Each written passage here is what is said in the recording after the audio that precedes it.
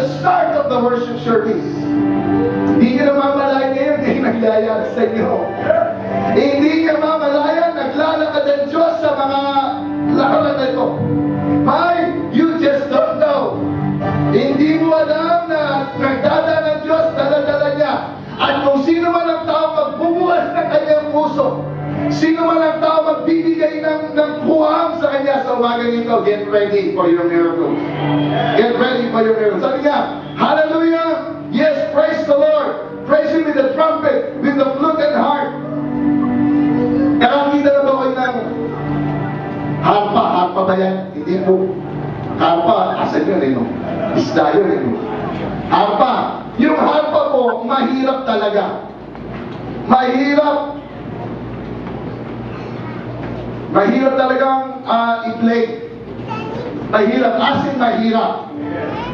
You need to be skilled to play that instrument. At saka yung flute.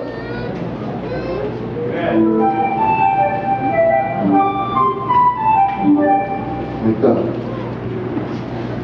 Wala din natitinda natin actions there. Action.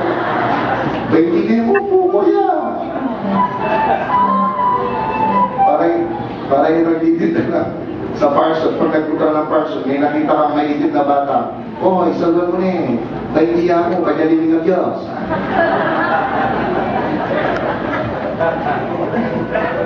Gusto kita na nga rin si Gratong Yoker ang daang mga yan. Pero yung harp, saka actually sa original text is lyre. Lyre po siya. Medyo mahirap kong i-play ito. That's why it has something to do when you praise God, you have to be skilled in praising Him. Skill talaga to, kaya kayo mga kapatid, kayo mga instrumento. Talagang nararapan lang, mag-skill talaga kayo. Kasi ang papuri, dapat nag-upgrade siya. Skill talaga tayo dapat. Diba? Dapat, yun ang ibig sabihin niya, kaya nilagay yung harp tsaka lyre. Ibig sabihin, dapat, nagiging skill tayo sa pag-play. Ano itang, nag-play ka tapos, namuyaport. Hindi pwede yun, dapat skill tayo. Nakapagpalantik ng isang nota, alam na natin. So, nakapawa natin, kaya dapat naging skill po tayo. Yun ang ibig sabihin niya. Praise Him. Ang sabi niya, praise Him with the trumpet, with flute and harp. Praise Him. Talago na. Balik mo sir. Again. Sabi niya, praise Him with the tambourine and dance. Nakakita na ba kayo ng tambourine? Amen. Wala yung tambourine natin dyan, no? Yung we wish you a Merry Christmas. We wish you a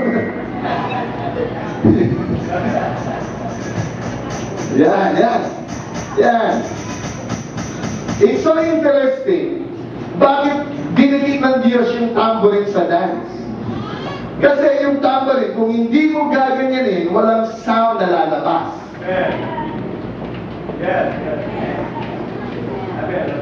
Kung hindi mo siya gaganin, wala siyang sound na lalabas. It's the same thing. Di ba last Sunday, I told you, every one of us is wired to dance. That's why when you praise God, it's but natural for you to move. It's but, di ba?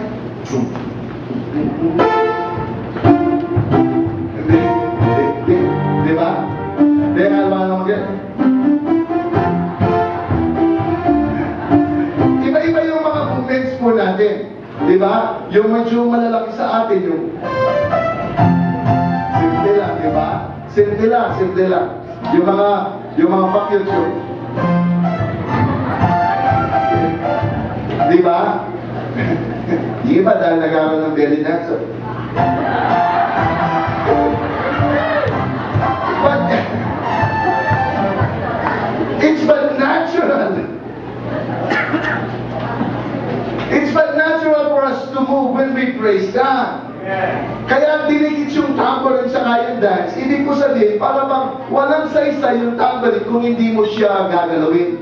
It's the same thing. Para bang minsan, kulang yung ating papuri kung wala ang ating pagkilos. Nakakabaho natin yan. Kaya, hindi pwede yung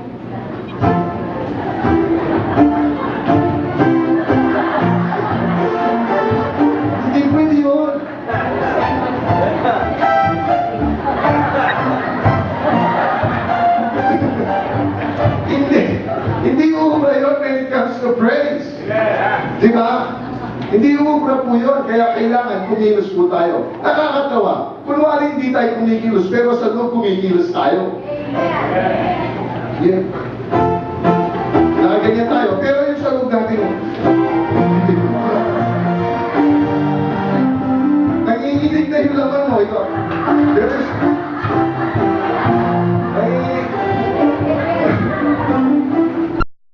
Nasa ating mga buhay, every time we come here, na talagang binibigay ninyo. Imagine when every one of us, we start praising God. Tingnan ninyo,